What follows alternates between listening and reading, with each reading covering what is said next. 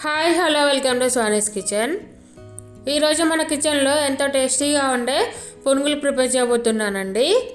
ఈ tips and ట్రిక్స్తో ఒకసారి పునుగులు ప్రిపేర్ చేశారంటే చాలా క్రిస్పీగా వస్తాయి. మనకి బయట తిన్న టేస్ట్ లాగే ఉంటుందండి, చాలా టేస్టీగా ఉంటాయి. ఇందులో మైదా వేయకుండానే పెరుగు వేయకుండానే చాలా ఈజీగా మనం పునుగులు ప్రిపేర్ చేసుకోవచ్చండి. కొంతమందికి మైదా అంటే ఇష్టం ఉండదు కదా, అలాంటి వాళ్ళు ఈ రెసిపీని ఒకసారి ట్రై చేసి చూడండి. చాలా క్రిస్పీగా చాలా టేస్టీగా వస్తాయి.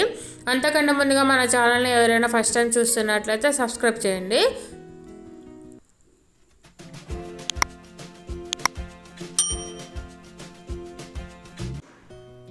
ముందుగా ఒక బౌల్ తీసుకొని అందులో 3 గ్లాసుల బియ్యాన్ని తీసుకోవాలి. ఇప్పుడు ఇందులో 3 గ్లాసుల బియ్యానికి మనం 1/2 గ్లాసు మినపప్పును తీసుకోవాలండి. ఇప్పుడు ఇందులో వాటర్ని పోసుకుంటూ ఈ బియ్యాన్ని పప్పును మొత్తం ఒకసారి బాగా నీట్గా వాష్ చేసుకోవాలి.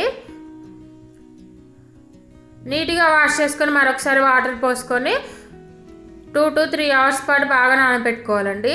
చూడండి, మనకి పప్పు బియ్యం అనేది చాలా చక్కగా నానిపోయినాయి కదా. ఇప్పుడు ఈ బియ్యాన్ని మనం మిక్సీ జార్లో వేసుకొని గ్రైండ్ చేసుకోవాలి.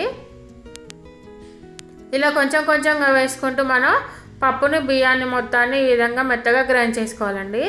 చూడండి, ఈ విధంగా మెత్తగా గ్రైండ్ చేసుకోవాలి. ఇప్పుడు ఈ పిండిని ఒక బౌల్లోకి ట్రాన్స్ఫర్ చేసుకోవాలండి.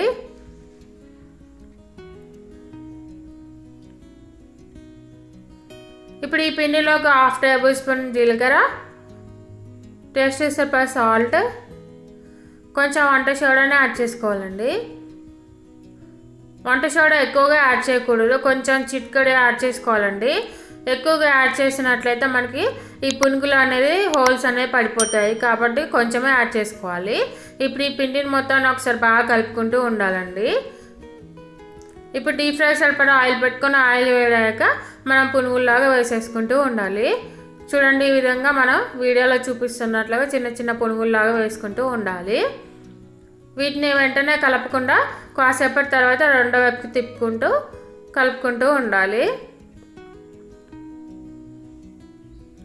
చూడండి, మనకి పునుగులు అనేవి చాలా చక్కగా పొంగినాయి కదండి. ఈ విధంగా 2 వైపులా తిప్పుకుంటూ గోల్డెన్ రెడ్డిష్ కలర్లోకి వచ్చేంత వరకు బాగా డీప్ ఫ్రై చేసుకుంటూ ఉండాలి. ఈ విధంగా గోల్డెన్ రెడ్డిష్ కలర్లోకి వచ్చాక వీటిని తీసేసుకోవాలండి. మనం పిండి ఎంత చక్కగా కలిపితే మనకి పునుగులు అనేది అంత క్రిస్పీగా వస్తాయండి. మనం ఆయిల్లో వేసినప్పుడు కూడా పేలకుండా ఉంటాయి. కాబట్టి మనం పిండి కలుపుకునేటప్పుడే జాగ్రత్తగా కలుపుకోవాలి. ఉండలు లేకుండా కలుపుకున్నట్లయితే మనం ఆయిల్లో వేసినప్పుడు పునుగులు అనేవి పేలకుండా ఉంటాయండి. కొందరు పునుగులు వేసినప్పుడు పేలుతున్నాయని భయపడుతూ ఉంటారు కదా. ఈసారి పిండిని బాగా కలపండి. బాగా కలిపి ఒకసారి వేసినట్లయితే చాలా బాగా వస్తాయి.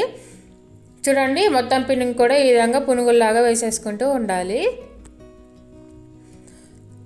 ఈ విధంగా పునుగులను ఒక ప్లేట్లో ట్రాన్స్ఫర్ చేసుకోవాలండి. అంతే అండి, ఎంతో టేస్టీగా ఉండే పునుగులు రెడీ. ఈ పునుగులు మన టమాటో చట్నీతో కానీ, పల్లి చట్నీతో కానీ, పుట్నాల చట్నీతో కానీ తింటే చాలా టేస్టీగా ఉంటాయండి. చూడండి, మనకి పునుగులు అనేవి ఎంత క్రిస్పీగా వచ్చాయో, చాలా బాగా వచ్చాయండి. ఈ విధంగా ఒకసారి ట్రై చేసినట్లయితే మీకు ఎన్ని గంటలు ఉన్నా కానీ గట్టిగా అవ్వకుండా ఉంటాయండి. చాలా సాఫ్ట్గా ఉంటాయి పునుగులు అనేవి. చాలా టేస్టీగా ఉన్నాయండి. ఈ వీడియో మీకు నచ్చినట్లయితే లైక్ చేయండి, షేర్ చేయండి, కామెంట్ చేయండి, సబ్స్క్రైబ్ చేయండి, పక్కన ఉన్న బెల్ ఐకాన్ క్లిక్ చేయండి. అప్పుడే మన ఛానల్లో ఏ వీడియో పెట్టినా కానీ మీకు నోటిఫికేషన్ లాగా వస్తుంది. చూడండి, మనకి పునుగులు అనేవి ఎంత సాఫ్ట్గా వచ్చాయో కదా, చూస్తేనే తెలిసిపోతున్నాయి. మనకి బయట తిన్న టేస్ట్ లాగా ఉంటుందండి, సేమ్ అలాగే ఉంటుంది.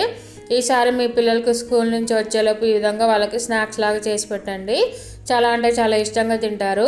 మనం బయట తినే బదులు ఇంట్లోనే ఈ విధంగా చేసుకొని తిన్నట్లయితే మన హెల్త్కి చాలా మంచిది కదండి.